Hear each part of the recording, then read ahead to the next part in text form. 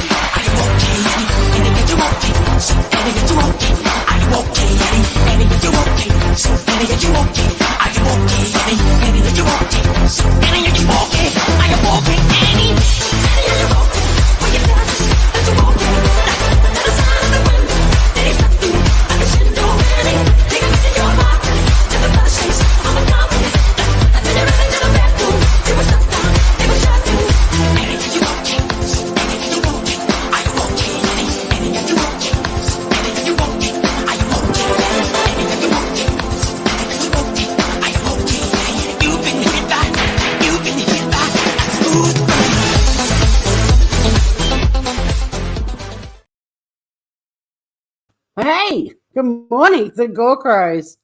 Hi, Cement Shoes. Might be just you and me. Oh, I've been to the gym. It's a blustery old day out there. It's a long weekend here, which I'm excited about. So it's Sunday morning still, just. But yep, so what? Messaged me earlier, but right before I was heading off to the gym, and I'd seen in my notifications this morning that a video, Buster Murdoch, is he being stalked, something like that. But I hadn't actually looked at it. And then, yep, so what, messaged me and said, have you seen this yet?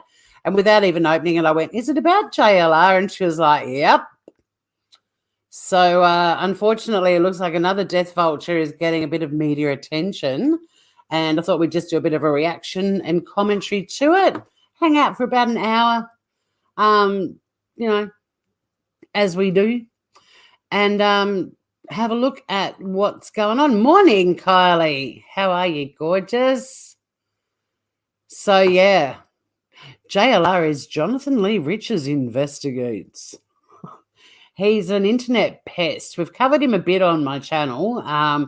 If you feel like looking him up, he's got a Wikipedia page, and that will tell you all you need to know about JLR, but a bit of history. He was sort of slinking around the true crime community on YouTube back in the Chris Watts days, and nobody took him seriously. Everyone thought he was a fruit bat, basically.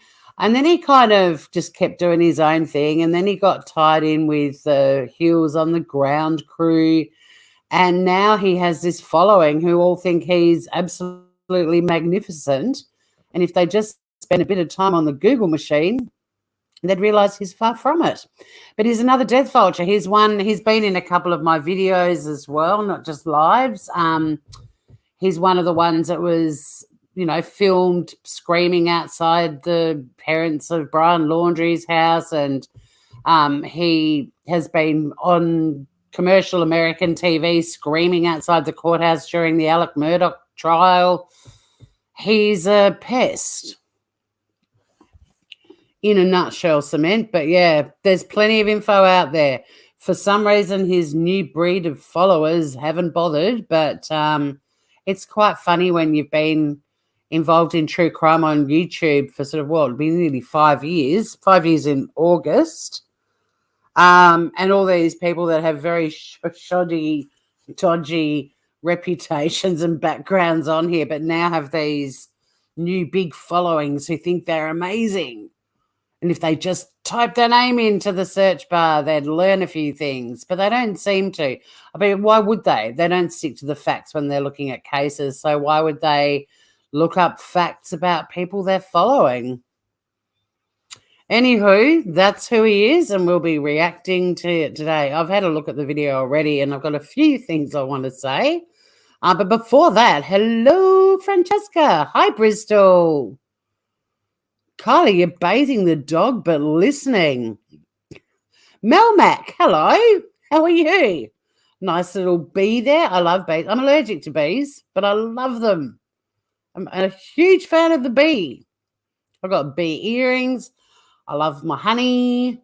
There's little bumblebees in Tasmania. They brought them over from the UK to get rid of the European wasps in Tassie, and it worked. But bless them, I don't know how they actually get off the ground. They're like pom-poms with little tiny wings. And if they fly towards you and you don't move your head really slowly, because they don't move very fast, and they hit your head, you might even end up with a bruise. It's a sad thing, but lovely to have you here, Mel Mac.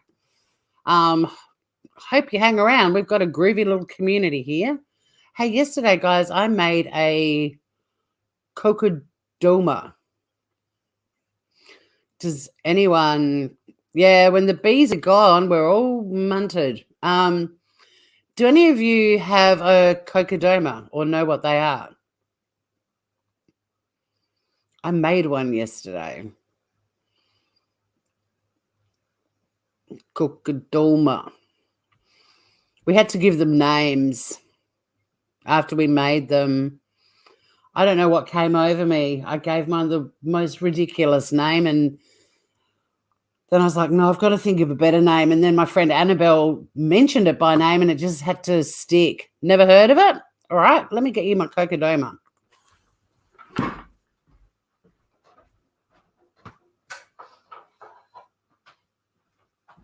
Way down in Kokomo. This, I made this. It's got its own little wooden coaster to sit on. It's a cocodoma. I made it all by myself. I mean, we did a tutorial. We did a class. So my friend Gina, my friend and neighbor Gina, gave me a ticket to this workshop, and she also gave Annabelle one. We each got one for our Christmas presents. It's still very damp. They dry out, but it's basically a big ball of dirt around the plant. This is a real plant, by the way. And then you put a layer of spagmos, which I kept thinking of spaghetti bolognese and smegma. And then you wrap it all up in string.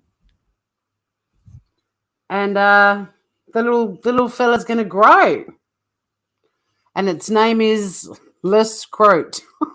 Because I kept making comments about us playing with balls. And, yeah.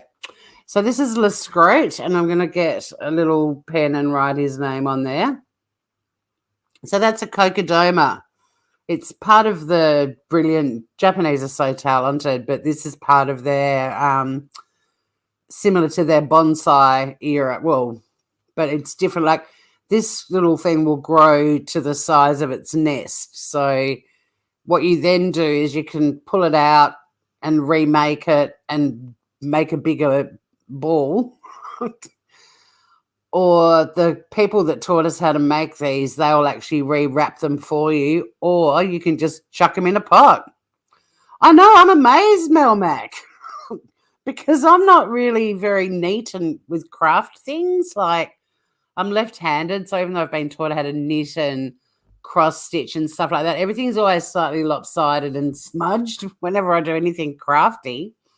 And I'm impressed at my little cocodoma Le Scrote. But anyway, that's what I got up to yesterday, amongst other things. We ended up the day ended with us drinking Spanish rosé. So, you know, it was a good day. But, yeah, that's the cocodoma. All right, let's get on to this reaction. Now that I've shown off Le Scrote to you groovers. So, yeah, this popped up in my timeline, and then the lovely Yep So What. I schooled you. I did. They are pretty cool. It's really damp at the moment. They dry out, and that's when you know they need to be watered, and you basically stick them in a dish of water to like up to a third, and then they absorb it all. And then, but at the moment it's very heavy, and because it's full of water. And then you have to also, because they get wrapped fairly tightly around the plant, when it dries a bit, it'll sort of loosen, and you've just got to trim some of the string so it's got some room to grow. It's high maintenance, though. It came with, we also got little gift bags, and it's got its own anti-mold thing and a food thing, and yeah, the Cocodoma, Le Scrote. All right, so this is Court TV, and I don't know how much.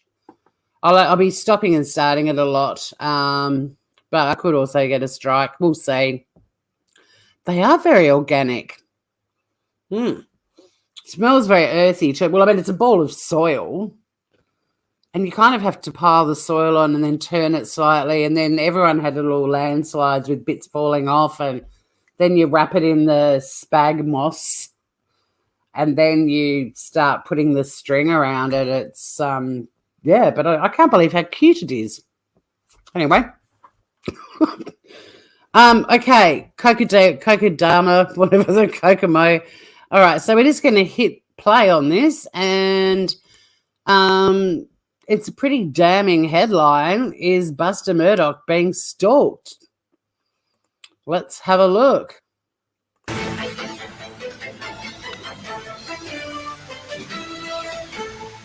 So we've got this Vinny Politan guy. Please don't strike me, Vinny.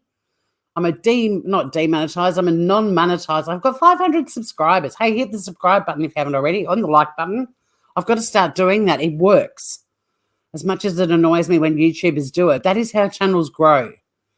My channels are just stagnating because I'm not very good at self-promotion. All right, here we go. Stand up, Buster. I do. Is that Buster? Yes, sir. And is Brooklyn sitting next to him? Can you stand up, Brooklyn? Is that Brooklyn? Yes, sir. All right. Thank you, Alan. That's all the questions I have. All right, so there's Buster Murdoch watching his dad's trial, and next to him, his partner, Brooklyn. So there's Buster Murdoch and his fiancée girlfriend. I'm not exactly Sorry, just did your job for you, Vinny. Sorry, dude. sure the status. I don't think it necessarily matters, but they're together, and that's Brooklyn. Brooklyn White is her name, and they're identified in court. And Buster, if you've watched the documentaries, there's Buster seems to be somewhat implicated in a prior incident involving a young man named Stephen Smith. Now, no charges against him. I believe there may be an investigation going on, but he hasn't been charged with anything. That's kind of important, right? At the moment, hasn't been charged with anything. At the moment, he's essentially the surviving son that his father didn't wipe out, along with his mother and his other brother. That's basically who Buster Murdoch is at the moment. Now, if there's investigations and he ends up being charged with something to do with this Stephen Smith guy, and I don't know this, I mean, I know the story a little bit, but if he does end up being charged, well, then we'll let justice take its course. But for now, as far as I'm concerned, this is a kid whose dad killed his mum and brother. And that's a lot for a kid to carry, even his age.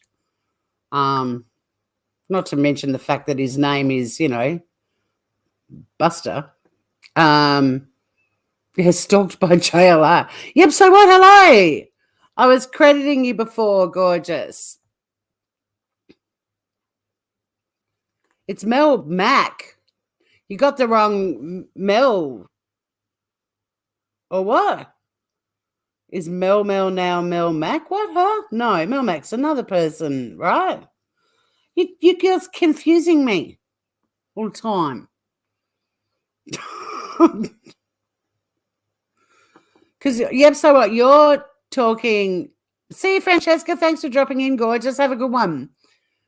You're talking about Mel's reaction, well, Lynette's actually reaction to the makeup tutorial. Right? Anyway, let's get on with this. So, yeah, at the moment, as far as I'm concerned, Buster Murdoch is a kid whose dad killed his mum and brother. A lot to deal with. That's it. Anyway. But a lot of people are wondering, what's going on. And I want to play you. You can wonder what's going on, guys. Everyone's allowed to wonder what's going on. There's nothing wrong with that. But like I said, at the moment, and so did Vinny, he hasn't been charged with anything. Wonder what's going on your like. The end. This little clip, and this is after, I believe this is after the conviction of Alec Murdaugh, and we hear a voice in it talking about Buster. Take a listen. Psychologists have discovered procrastination isn't by laziness or lack of motivation. It's your cope. Sorry, guys, I have YouTube Premium on my Tasmania Calling channel, but not on this one. So there will be ads.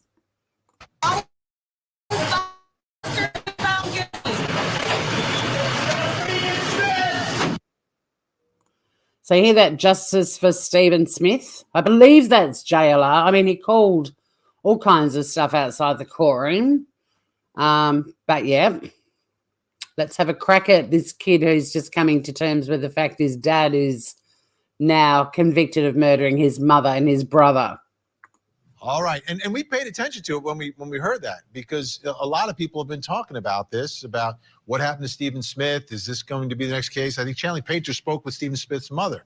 But now, That sucks. The way Vinny's doing this is so annoying, because it's like, well, you know, we paid attention to that. And what, because some lunatic standing outside the courthouse yelled it out. Like, I mean, people that followed the Murdoch trial really closely were talking about the deaths of both Stephen Smith and Mallory Beach, the girl who died in the boating accident. Like, I wasn't following the trial that religiously, but I heard their names in the communities being discussed. It's not like this lunatic standing outside the courtroom was the first person to ever mention it. I think Vinny needs to tone it down a bit, because in a minute, you will see JLR is going to join him. And it's terribly bad, in my view, that they're giving this guy any attention at all, because just like Bullhorn Betty thinking the article in Vanity Fair about her was a compliment, when it was actually incredibly scathing of how messed up she is, you can tell JLR is getting a little boner over being on the show with Vinnie Paulson. But yeah, crediting him for, it made us, we paid attention to that because we heard, that being said outside the courtroom. Vinny, don't do that. Don't do that, man. Share a thumbs up. Great way to say it. It is indeed, Melmac. Thank you, Grooves. I heard the other day, a few months ago now, that even if you've got 4 people watching you, if you get 2 thumbs up or thumbs up, thumbs down, just 2 reactions, that will put you on the algorithm. You need 50% of your audience, basically. But I'm not a good person at begging for the thumb or asking for it. Yeah, they're feeding his ego massively. It's so disappointing. I mean, if I don't get struck for playing this, I'll get struck for saying that. But I'm sorry, Vinny. And you can tell, I think Vinny's not really prepared for it. He's kind of ad-libbing, which is a problem too. Like, it's kind of like they've just hooked all of this up and he's kind of trying to justify why they're about to put JLR on. But with the heading, is he being stalked? I'm expecting JLR to be accused of stalking, and I'm expecting JLR to be ripped to shreds. Is that what is going to happen? Well, let's have a look. Now let me show you what's been happening. And I got these reports that there was someone following or harassing Buster and Brooklyn. Bullying, stalking, harassing, following. I don't know why Vinny's not. Vinny, I don't know Vinny that well. But, I mean, I've seen him reporting on cases I've followed. But he doesn't seem to be that focused with this. Do you feel like this was like a rush job? They sort of managed to get JLR, and they have another person on the panel as well, last minute, and nobody wrote a script for him. So he's just kind of like, I wanted this to be, you're a lunatic and you're a pest and you're stalking people, innocent people. Yeah. He has no clue, you're right. Well, I don't know how well they know each other. I know she claims they're, great friends, but I've never heard him publicly state any kind of relationship, like friendship, whatever, with her. The only person who talks about knowing Vinny is her. But then Bullhorn Betty reckons she and Brian Enton are best buddies, This This is, I mean, you cannot write this stuff. If YouTube wasn't this messed up, I would be writing a book at the moment, and it would be about wackadoo people in some wackadoo world, and it would basically be exactly what YouTube is, which is why I'll just do it on YouTube. Vinny isn't up. Yeah, Vinny's not. Vinny doesn't. I don't think Vinny was really prepared for this, but that's fine as long as you're going to get stuck into this alleged stalker, right? Anyway, let's go. Let's go. I'm ready for some blood here. I mean, Vanity Fair absolutely slammed Bullhorn Betty, and she went live absolutely salivating with excitement about it when it called her out for being a horrible person. So let's see. Let's see if JLR is going to get an ass whooping. So we looked it up. We've got part of the police report I want to show you. And this is what the police report is saying. On the evening of 3/6/2023, Brooklyn White exited her residence and witnessed a reporter looking into the windows of her vehicle. Okay, we'll stop right there. He's not a reporter. Let's all just, he wears a little hat that says media. I mean, it's not Brooklyn's fault. She probably did think he was a reporter. I imagine there were a shitload of reporters outside Buster's house or her house, possibly. But anyway, yep, let's keep going. White is familiar with this reporter, who she identified as Jonathan Lee Riches. White explained that for the last few weeks, Riches has been following her and Buster while at the courthouse in Carleton County, South Carolina. She's aware of how Riches found her. That's unaware of how JLR found her residence because he would have followed them. She's unaware of how Riches found her residence. White showed me a YouTube channel called Jonathan Lee Riches Investigates, which includes videos Riches has posted heckling Buster at the courthouse. Buster has requested to not be listed in the involvements or any subsequent reports due to privacy concerns. This is a police report about JLR rocking up at Buster's girlfriend, fiance, Brooklyn's house. Yet another victim, because that's what these death vultures do. They find a victim and then they find people connected to that victim and they make victims out of them as well. Look at what's happening with Dylan with the Idaho 4. Now we've got Buster Murdoch, whose father has been convicted of murdering his mother and brother, being harassed by JLR. And now Buster's girlfriend / fiance has JLR outside her house. They just want more victims. It's so fucked up. Let's not beat around the bush today. It's Sunday morning here in Australia, and I have limited words to use, and they're going to be pretty blunt. So I look at that and I say, wait a minute, I know who Jonathan Lee Riches is. Well, here we go. JLR's ego now. Of course, they never factor in that everyone knows their names because they are notorious pests. They're notorious death vultures. They are notorious attention-seeking idiots. But they just go, Vinnie Politan knows who I am. Brian Enton knew me, said Bullhorn Betty. Brian and I get on really well. We're friends. That's not quite what Brian was saying in the Vanity Fair article. In fact, Brian refused to elaborate because, he lives in fear, essentially, of you standing outside his house with a bullhorn. She thought that was hilarious. And it's like, you do realize, as witty as that comment was by Brian Enton, that the truth is often delivered veiled in humor. I'm a stand-up comedian. I know how to get the most graphic, hardcore messages out there veiled in humor. You make people laugh, but they're going, good point. Poor Brian was like, I ain't saying nothing bad about her.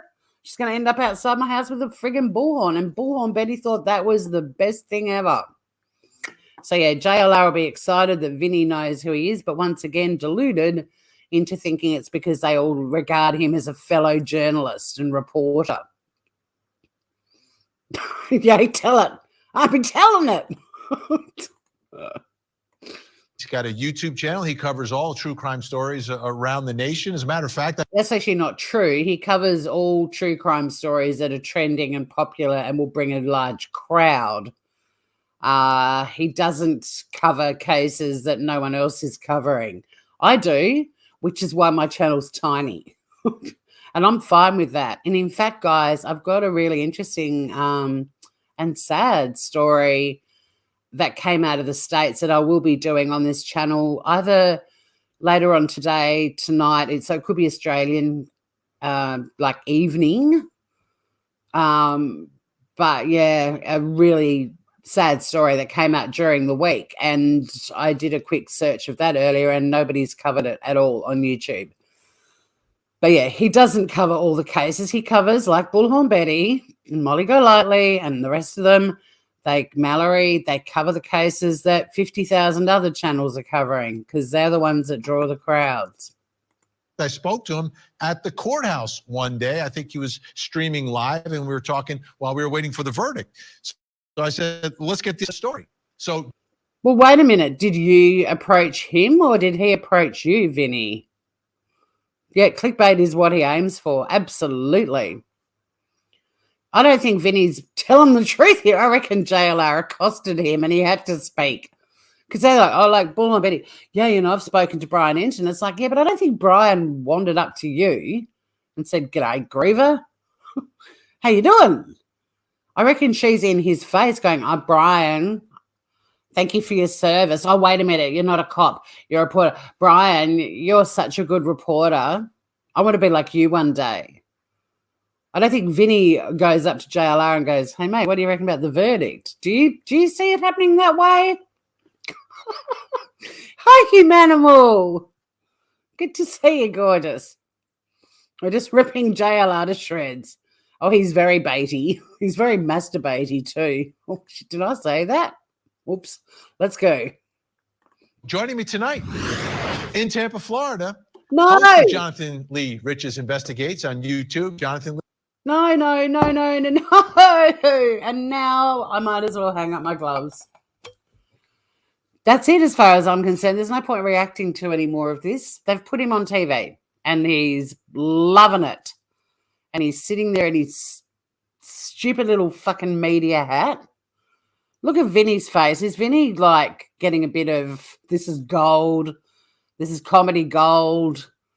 Well, that's what I was hoping. I thought they were going to slam him. I'm so disappointed with this report, I've got to say. And all they've done is make JLR feel like he's part of the gang. And he's got a little semi happening over this already. I couldn't believe it. Like, I saw the headline in my notifications and beautiful Yep So What messaged me and said, have you seen this? And I opened up and I said to her, oh, yeah, I saw that in my notifications. I haven't watched it yet. And then I just, before I even watched it, I went, is it about JLR? And she went, yep. And I was like, oh, fuck. But I didn't think they would actually have him on court TV, but there he is. It's the worst thing you can do. It's the worst thing you can do. Like the woman that wrote the article for Vanity Fair, Kathleen Hale, wasn't planning on giving Bullhorn Betty a little boner over that story. She was scathing of her. I mean, Bullhorn Betty is so deluded that she thought it was the best thing ever. And now we've got JLR sitting up there next to Vinny on the screen. He's loving it too. This is so fucked. I mean, all these channels that are calling this stuff out and just beating our heads against the wall going, how does this end? How do we stop these people creating new victims with every case they cover? Putting them on national TV shows in America and in one of the biggest articles in America, like Vanity Fair. I mean, it's not Kathleen Hale's fault. She was pointing out how fucked up Bullhorn Betty is. But Bullhorn Betty lives in this bizarro world that is not like anything any of us live in. And she found it flattering. And is this going to make them worse, you know? And if you are going to put them out there for the nation to see or the world to see, could you be a bit brutal with them? Could you have a really good interview where you fully interrogate them and call them out for what they're doing? That's what you want, right? Well, that's what I want. Is that going to happen?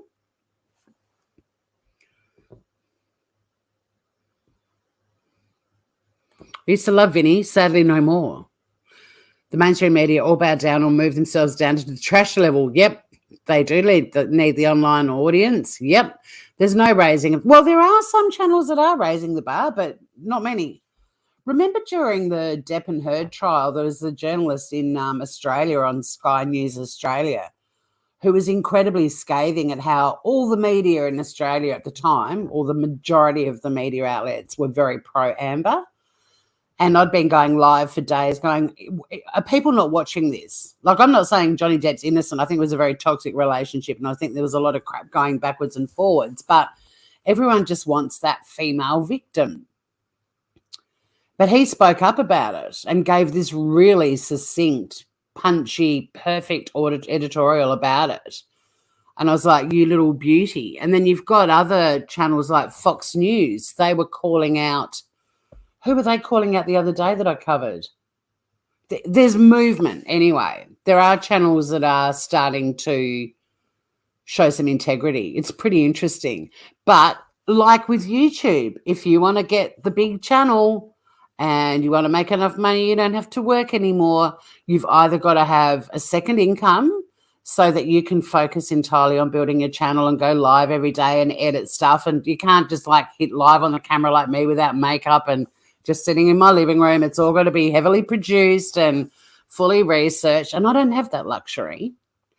Or you've got to become a tabloid channel, basically.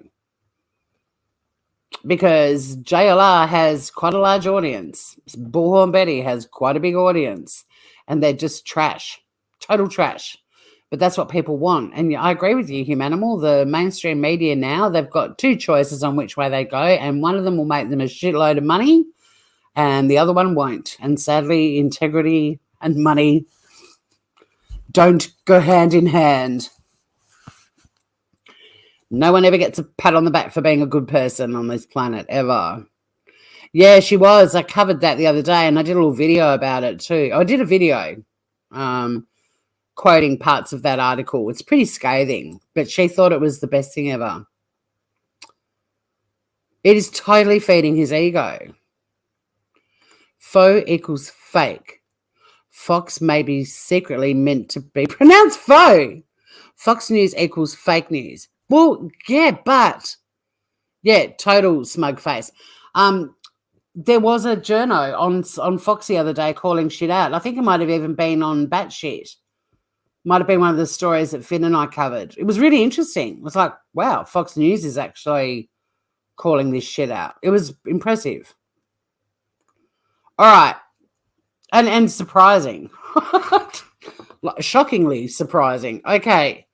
Let's wipe this smarmy grin off. Well, no, the longer this goes, the more elated and erect JLR becomes. Lee Riches is with us. Jonathan, great to see you. Great to see you, Vinny. Thanks for having me on. Happy Friday. On the side of the story, we've got this allegation that you're following, perhaps stalking these folks at the court. You don't even say following. Just go straight into a Vinny. There's reports. There's a police report that you are stalking Buster Murdoch and his girlfriend / fiance. What's Vinny doing? Where's the cutting edge journalism that we want when you've got this twit sitting up on the screen with you? Why is Vinny playing nice? I don't get it. House, you're looking in the car. What's your version of what's been happening here? So that's 100% not true, Vinny. I'm doing what every other media outlet is doing down. Well, you're not a media outlet, for starters. First off, I don't really know who Brooklyn White is. And that's a problem. You don't know. You bullshitter. You followed the trial. She was sitting in court next to Buster. You don't know. So you're out the front saying, you're going to go to jail for killing Stephen Smith, but you don't know Buster's partner? Yeah, right. I can, not to be mean, but I can care less about Brooklyn. Oh, and there's the big problem with you, JLR. It's the fact that you don't care about these people that are just innocently connected to victims in stories, and you should care about them. You've just explained 100% the motive behind everything you do. With every new victim you create, it's because you don't care about them. And that's the problem. Right there. You should care. You're not a paid journalist. If you were, whoever you were working for would sack you because you're irresponsible and put misinformation out there and you're sensationalistic and you ignore the fact and you harass people. But it's the fact that you sit there and say you don't give a shit basically about her. That's the exact problem about you, or with you, and all the other death vultures on YouTube. You're meant to care about them and leave them alone. That's the problem. And you don't. That's also a problem. This is why this live is going to be an hour, because I'm going to get stabby.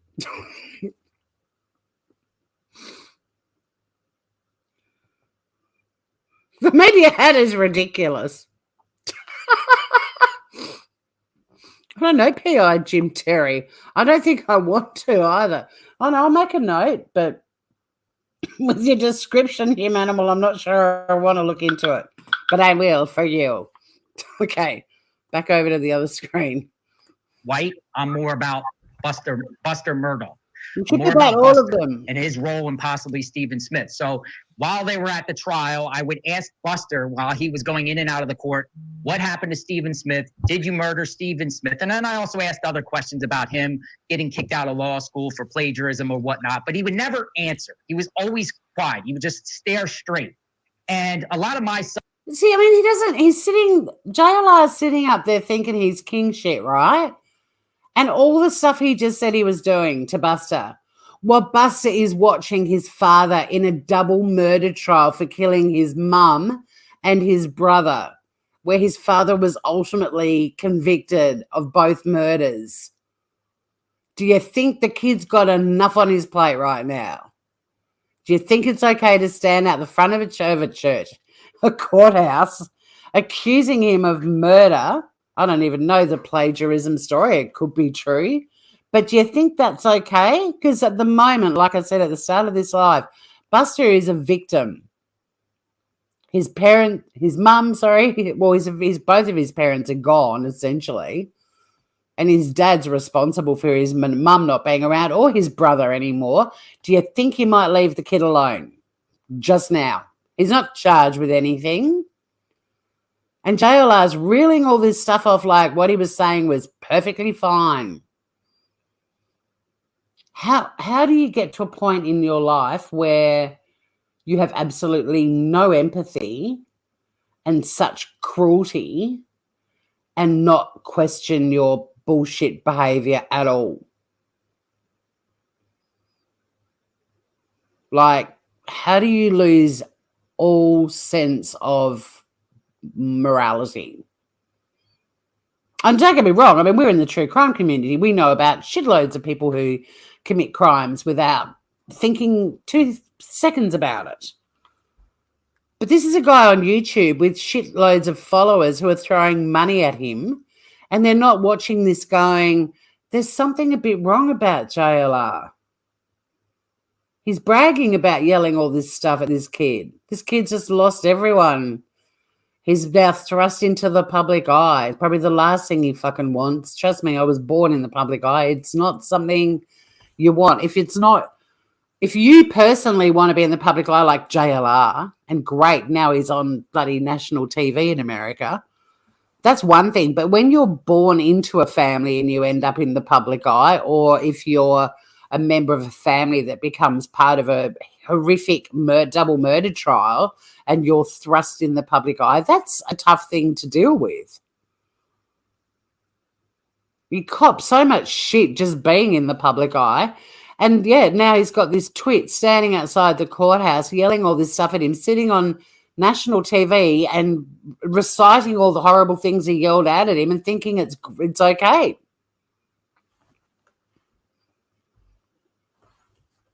This kid could be, Buster could be the biggest piece of shit on the planet.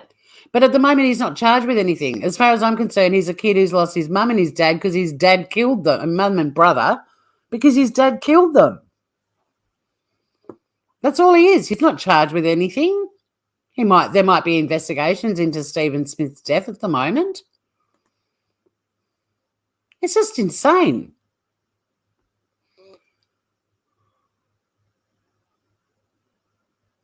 Stephen Smith names someone else as the suspect. It's someone Buster knows, but not Buster. Oh, sorry, Stephen's mother. Right. Stephen Smith's mother named someone. Okay, well, there you go. It was JLR that yelled to Alec Murdoch and Buster's next. Yep, it was. And now you've got Vinny putting him on his show and JLR sitting up there talking about how he doesn't give a fuck about Brooklyn, even though she's filed a report with the police that she's been stalked. And he's reeling off all this shit that he yelled at Buster coming in and out of the courtroom like it was perfectly valid and great, that he was doing something meaningful. Anyway, we're going to get moving. It's a 10-minute clip. We're only 4 minutes in. And I do want to wrap this up in about 30 minutes. All right, so here we go. Subs, a lot of my followers on my Jonathan Lee Riches Investigates channel are suspect of that. They want to know why he doesn't answer that question. Because, Stephen Smith. He doesn't have to answer any questions of yours, JLR, and don't use your subscribers.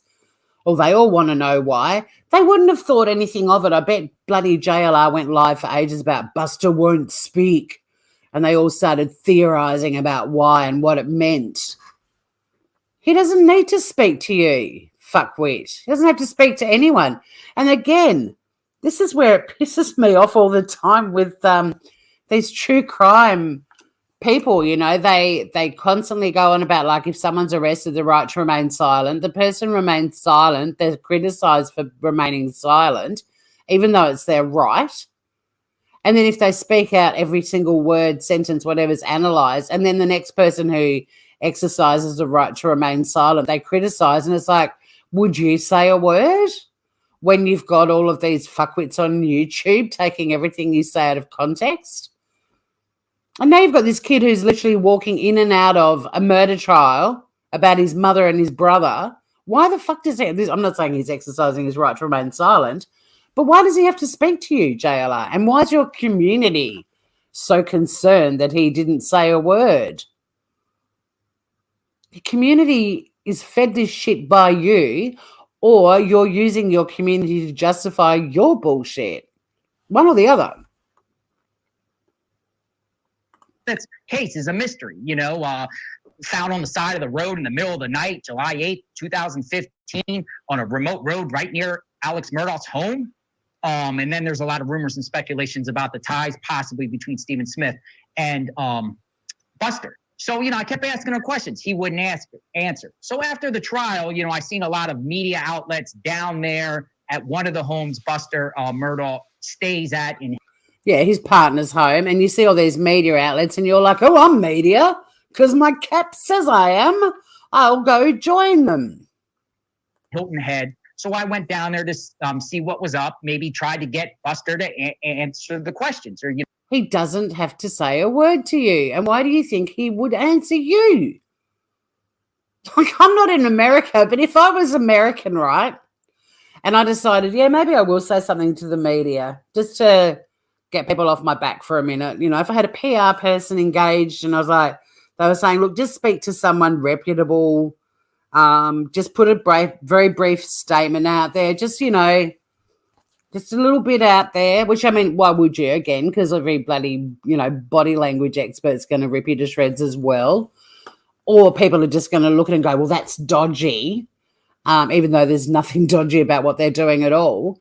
But if you decided, okay, I'm going to make a one-line statement, which is I don't wish to discuss this at the moment or whatever it might be, as if you'd pick JLR to be the one that you'd tell that to.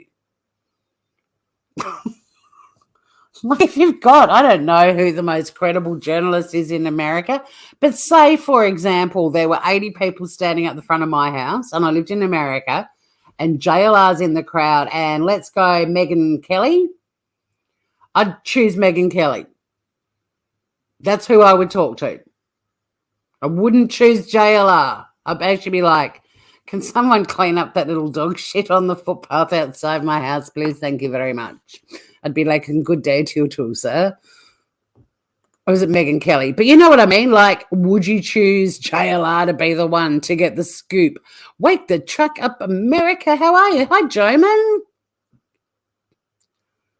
Hello.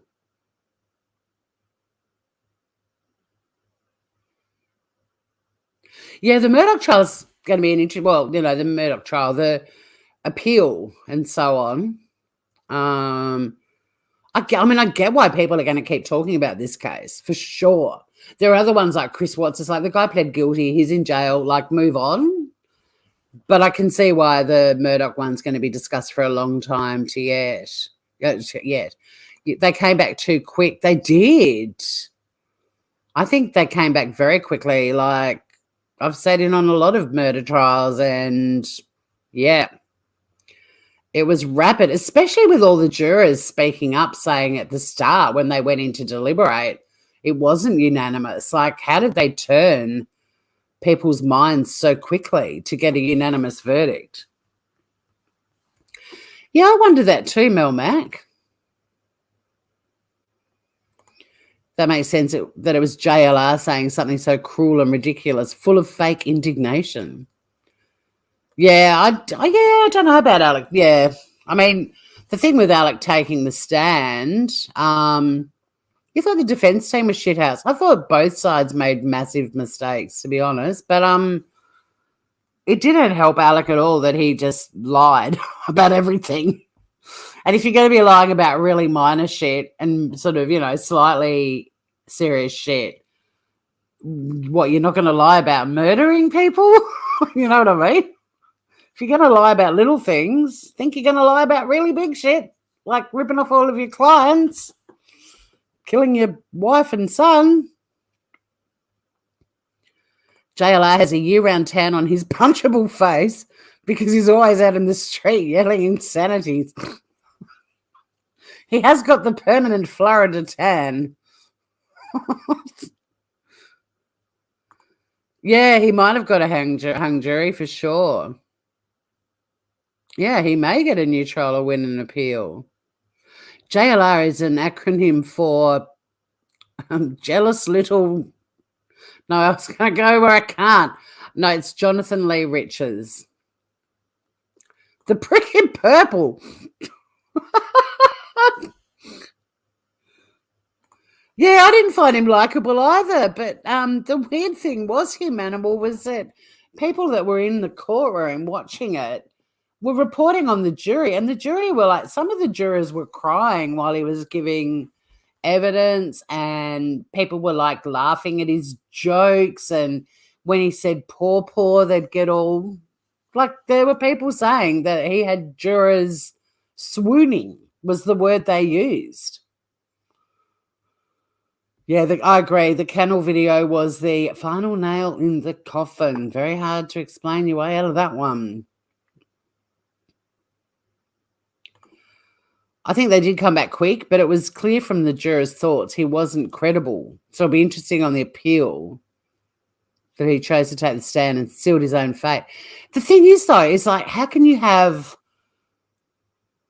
what was it? Was it 4 jurors or 3 that weren't gunning for guilty at the start, like when they first go in to deliberate? Like, how did you turn their minds so quickly? Because I'm pretty sure, wasn't it like 1 was unsure, 2 were not guilty? Was it 4? I can't remember. But like, I'd like to hear the jurors that had their minds changed. Have they given interviews? Anyway, I want to quickly wrap this thing up. 3. Yep, thank you. Wait the truck up. We might talk about that in another show for sure. I don't even know if I'm going to finish this video. So let's get through it. We've got 15 minutes, Groovers. Let's go. You know, try to get an interview out of him. And there's lots of media out there. It's a circus out in front of his house. There's lots of media taking pictures every time he comes out, walks his dog, every time he goes walking. And I was out there, and she actually, I guess Brooklyn, a female, walked out of the house and walked to her car, and some reporters started yelling questions at her about Buster. She immediately went in the house and closed. She's such a fucking great reporter. Like, she was in court with Buster during the Murdoch trial, and he had no friggin' idea who she is or is he bullshitting and downplaying and he knows exactly who she is?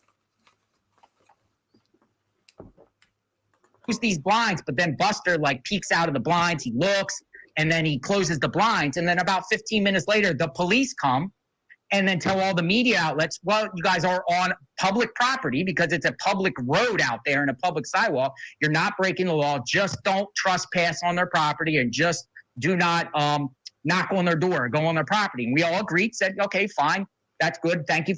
We all agreed. I hate the way he just includes himself in this. Not guilty, one undecided. Thanks, Bristol. Yeah,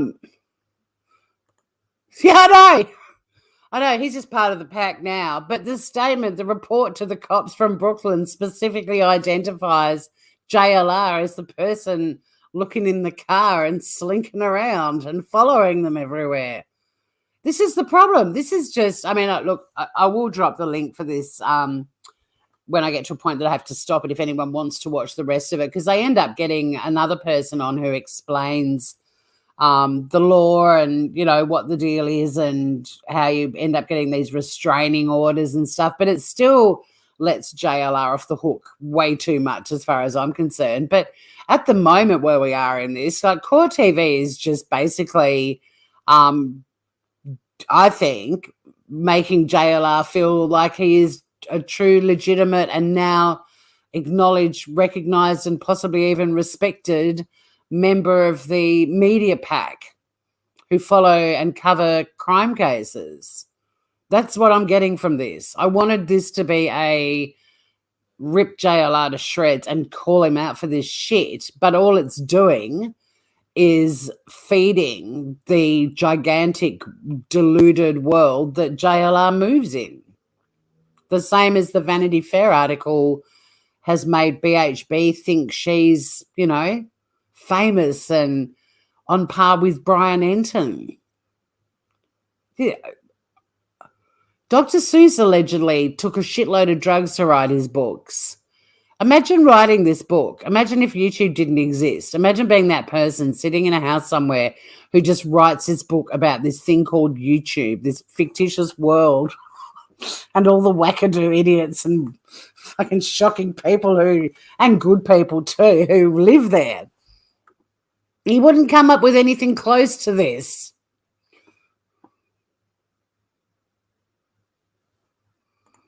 JLR is a cockroach in human form. Well, I don't know. I mean, I think she's just as bad as the rest of them. She's one of the worst. She's feeding the sleuths. I mean, she probably has got the balls. Megyn Kelly, or Megan, I can't remember if she pronounces it Megan or Megan. I feel really bad. Megyn Kelly's the one who needs to do it. Because Ashley, I don't know. Ashley's kind of, you know, you've got the JLRs and the BHBs coming up, and you've got the Ashleys going down. They're sort of getting close to meeting somewhere in the middle.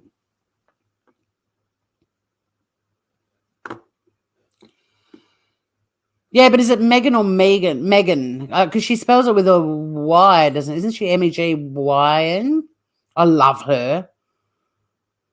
I absolutely love her. Even when she says things that I kind of go, I still love her. And she's, we're not even going to finish JLR, I don't care. She's so good when she interviews somebody, and she has, because she was a lawyer, and I heard her a few times discussing the Murdoch trial, and she was sort of saying, oh, you know, back when I was a lawyer, I didn't actually prosecute criminal cases or defend criminal cases, but wouldn't you do this, this, and this? And she had a panel of defense lawyers, and they were going, well, no, actually, strategically, you wouldn't do that, you do this. And she'd be like, oh, okay, that makes perfect sense. Like, even though she's quite firm in her views, she adjusts very quickly when someone's going, well, no, in reality, it's the opposite of what you're saying. There's no arrogance about her. Like, she's incredibly humble and open to learning stuff whilst it's all being filmed and it goes to air. She doesn't edit out stuff like that either. It's so refreshing.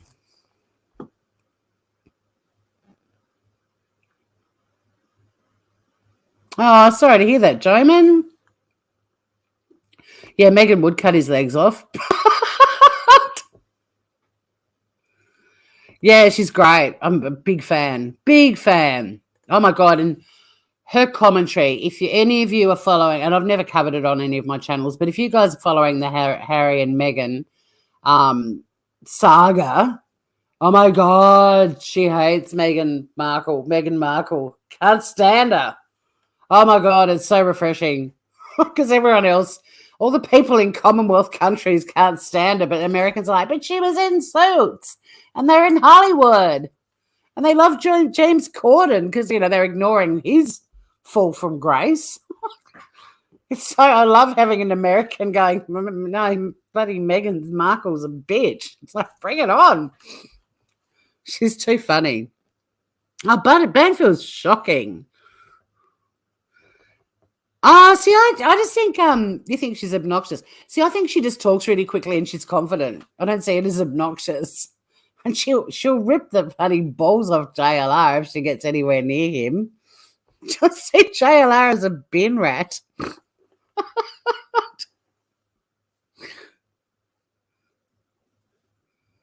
Oh, yeah, you're talking about JLR. JLR's hideous.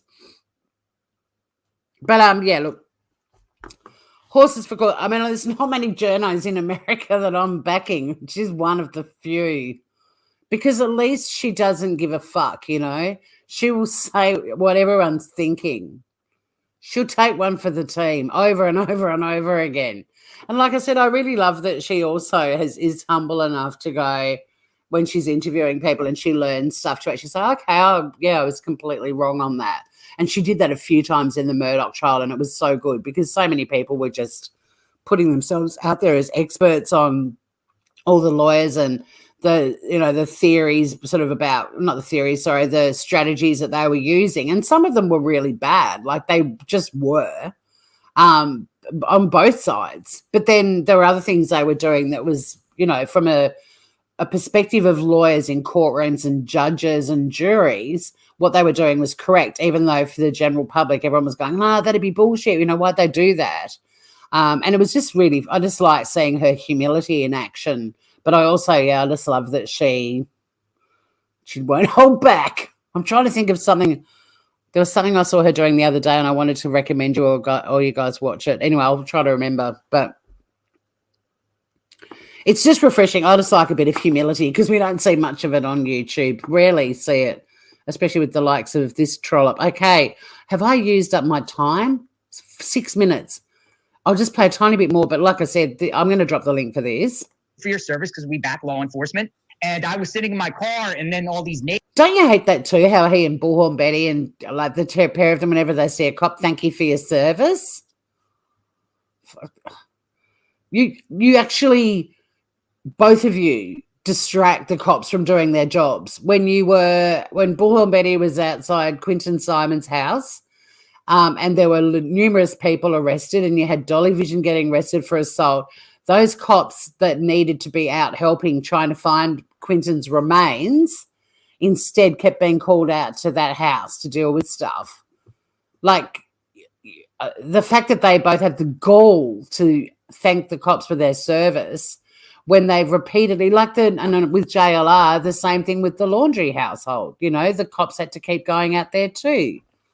And all the people that lived in that street who were calling the cops going, there's lunatics making noise outside our homes. Our kids are hearing this stuff. So don't, on the one hand, thank them their service when you're actually taking them away from doing their service. Motherfuckers. I just want to punch them. I've already been to the gym. That's why I look so glamorous. I might have to go back there and punch. Oh, here comes the rains. The rains are coming.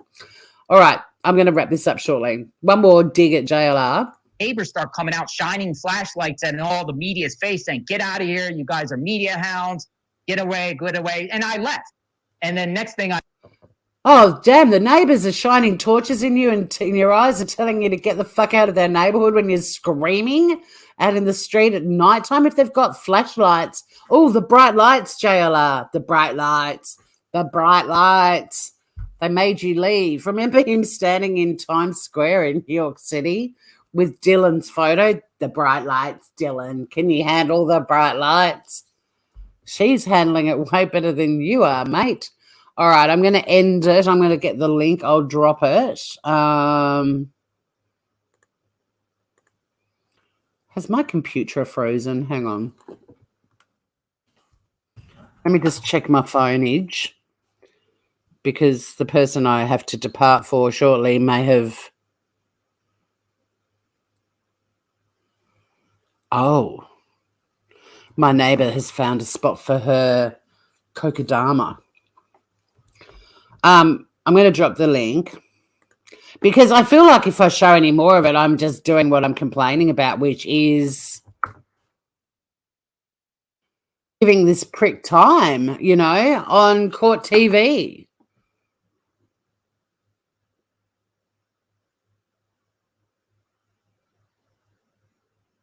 I know.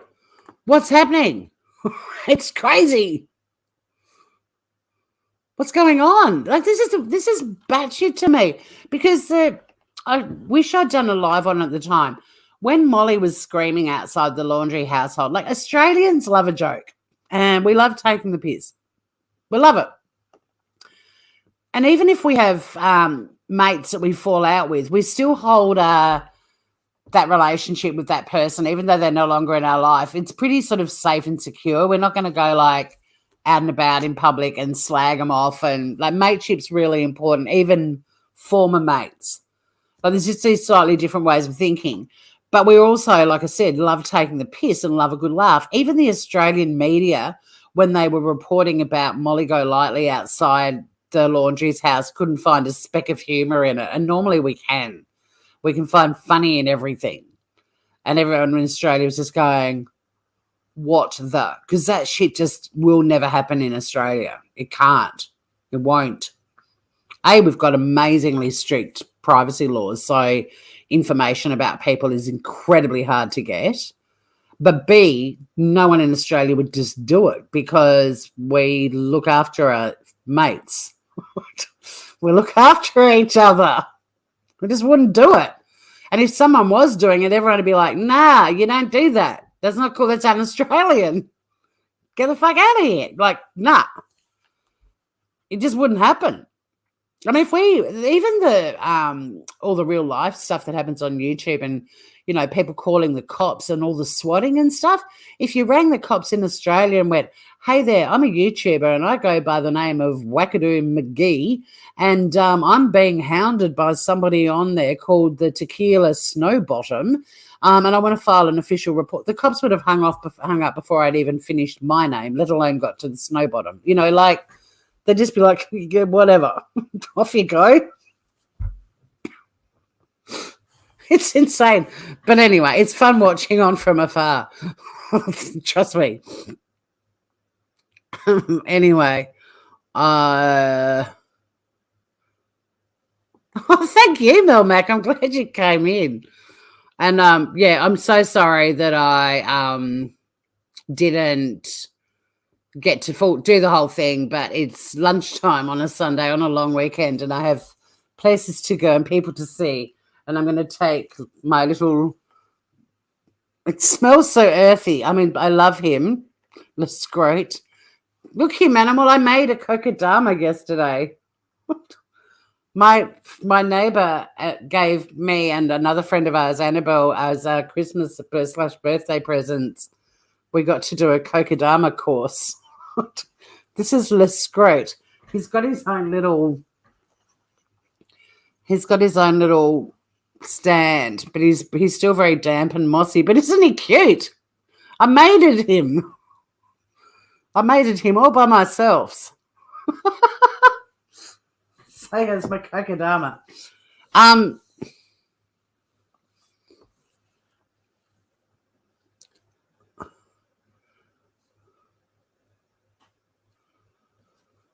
I don't know what the poking in the trash is about, but anyway, who poked in trash? Are you talking about Brian Koberger? Yeah, kokedama. Well, that's I think it's KOKDAMA or something. You're proud of me. I'm proud of me too. It is very cute. It is. And then my best friend in San Diego, she's a Tassie girl, but she lives in San Diego. I showed it to her and she's like, make me one. I was like, it was like a 2.5. Well, no, I mean, now that I know how to make it, I could probably do one an hour, I reckon. I could probably do one every half an hour, but The hard bit is at the start where you're just basically trying to make a ball of mud. Very hard. But somehow it all came together. Just a little kokedama. His name is Le Scrote. Anyway, it's a Japanese thing, Humanimal. But yeah, so I think it's good that we cut off JLR on Court TV when we did, because I mean, part of my concerns and wanting to go live and discuss is that giving him airtime is the polar opposite of what people should be doing. Just like talking about Bullhorn Betty and Vanity Fair, like, don't get me wrong, the author, Kathleen Hale, was unbelievably scathing. In fact, I might just wrap this live up. Oh, no, you guys can watch it. It's on my channel. See, here's me not self-promoting. But Kathleen Hale, I think the last thing she wanted to do was make Bullhorn Betty think that her being in Vanity Fair was a good thing. But poor old Bullhorn was just like tickled pink. Unbelievable. So, yeah, let's great. I know. They said, the girl running the workshop said you need to give them a name. And because we'd made lots of jokes about handling big balls and, you know, I said, I'm going to call mine Les Scrote. And she overheard it. And she was possibly a Christian because she looked a tad offended. And then I was like, no, I'll think of another name. And so we kept working. And then Annabelle said, Les Scrote's starting to look really good. And then we all cracked up, and I'm like, well, I can't change his name now. My neighbour's Gina's is Mr. Miyagi, and Annabelle's is called Freddie. And I've got Les Scrote. But anyway. The Vanity Fair article was brilliant. It was brilliant. But, yeah, I've done a little video, so let me just get the link, and I'll drop that for you guys too. But you might want to slow it down because, unfortunately, my editor that I was using, it didn't let me increase to like 10 seconds for some of the slides, which they actually needed. But there's my little video. It's part of my Stop the Madness series, where I've just highlighted the scathing commentary about Bullhorn Betty and how straight over her head. But guys, I don't know what to do. Mainstream media getting onto these people. I was excited about the Vanity Fair article till I saw Bullhorn's response, because it's brilliant it's been called out, but it's not, the point's not getting to her or any of these other death vultures. In fact, they are getting off on it. They think it's awesome. And it's so frustrating because they're not going to listen to pissy little YouTubers like me or bigger channels like me. We're not going to change anything. And I know that. I just hope that some of their subscribers see the light and then wander across and find channels and communities like ours and go, I just want to listen to people talk about crime, and this is no bullshit. And my God, look, you're talking about the facts and you care about victims. You know, that's all I want. But now we've got JLR on Court TV, and it comes across like he and Vinny are hanging out like long lost buddies from journalism school, you know? It's Scheitzenhausen. But thank you for hanging with me. And I do have a story out of the States that I really want to talk about because it's unbelievable and it's sad. I mean, it's got a happy outcome, but it should never have happened. And it's horrible that it happened. But I'm also horrified that nobody's chosen to cover it. And I want to. So I'll be talking about that a bit later, if not this afternoon, maybe this evening, possibly even tomorrow. But stay safe, everyone. Learn how to make a kokedama if you're ever given the opportunity, because I'm not very neat and crafty, and this to me is one of the best things I've ever made. But until next time, don't get hit by, don't get struck by a smooth criminal. See you all very soon.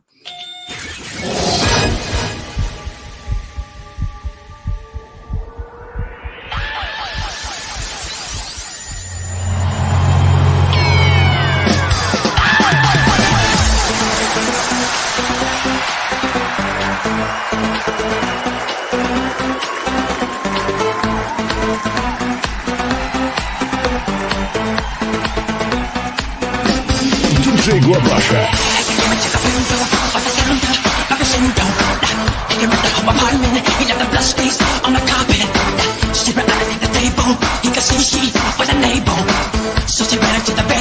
She was